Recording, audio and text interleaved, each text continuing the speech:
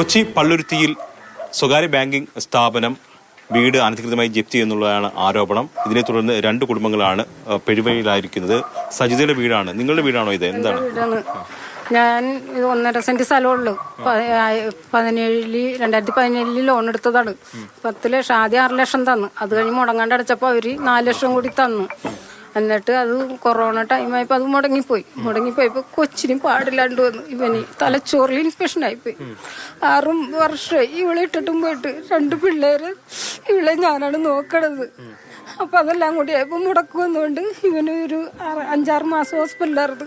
അപ്പം ഞങ്ങൾക്ക് പാർട്ടിക്കാർ ഇത്തിരി പിരിവെടുത്തൊക്കെ തന്ന് ഇവന് ഹോസ്പിറ്റലിൽ മരുന്നിനുള്ള ഇതായിരുന്നു. പിന്നെ ഒരു ഓപ്പറേഷൻ കഴിഞ്ഞ് അവൻ്റെ മണിക്ക് കംപ്ലൈൻ്റ് ആയിട്ട് അതും ചെയ്ത് ഇതെല്ലാം തെണ്ടി ചെയ്തതാണ് ഞാനിത്.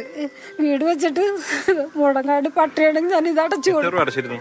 മൊത്തം 13,80,000 അടച്ചു കൊടുത്ത്. 2 ലക്ഷം സബ്സിഡിയും കയറി എന്നെ കൊണ്ട് സൈൻ ചെയ്ത് കൊണ്ടുപോയി. 15,80,000 അടച്ചു കൊടുത്ത് 8 വർഷം കൊണ്ട് തുറന്നു കൊടുക്കാൻ ചുറ്റിയൊക്കെ അടിച്ച് ഞങ്ങൾ പൊളിക്കാൻ പോണത്. ഇത് പോലീസിനൊന്നും അറിയിച്ചില്ല. ഇനി പോലീസിന്റെ എന്ത് കേസ് ഒന്നല്ല ഞങ്ങൾ നോക്കിക്കോളാം. അപ്പോൾ നാട്ടുകാർ സംഘം ചേർന്ന് ഈ വീടിന്റെ പൂട്ട് തള്ളിപ്പൊളിക്കുകയാണ്. ഇവർക്കൂടെ തുടർന്ന് താമസിക്കാൻ സൗകര്യം ഉണ്ടാവും. പിന്നെ അവർ താമസിക്കും. ഇനി ബാങ്കുകാർ വന്നാൽ ഞങ്ങൾ തടയുന്ന രീതിയിലേക്ക് തന്നെ പോകും. ഇത് കൃത്യമായിട്ടൊരു മനുഷ്യാവകാശ പ്രശ്നം. ഞങ്ങൾക്ക് ഇവരൊരു സാവകാശം കൊടുക്കണമെന്ന് ബാങ്ക് ലോൺ അടക്കാനായിട്ട്. ഇത്രയും മരുന്നുണ്ട്, ഇത്രയും ആരോഗ്യ പ്രശ്നങ്ങളല്ലേ. മരുന്ന് പോലും എടുക്കുവാനായിട്ട് ഇവര് കാല് പിടിച്ച് കരഞ്ഞിട്ട് പോലും ആ ബാങ്ക് കൊടുത്തില്ല എന്നുള്ള. അപ്പൊ ഇത്രയും നീചമായിട്ട് പ്രവർത്തിക്കുന്ന ഒരു ബാങ്ക് ശരിക്കും ഞങ്ങളുടെ ജീവിതത്തിൽ കണ്ടല്ലേ. ഞങ്ങൾ അവര് വാതില് കുത്തി തുറന്നാണ്. ഇത് ആരും ഇല്ലായിരുന്നു ഇവിടെ.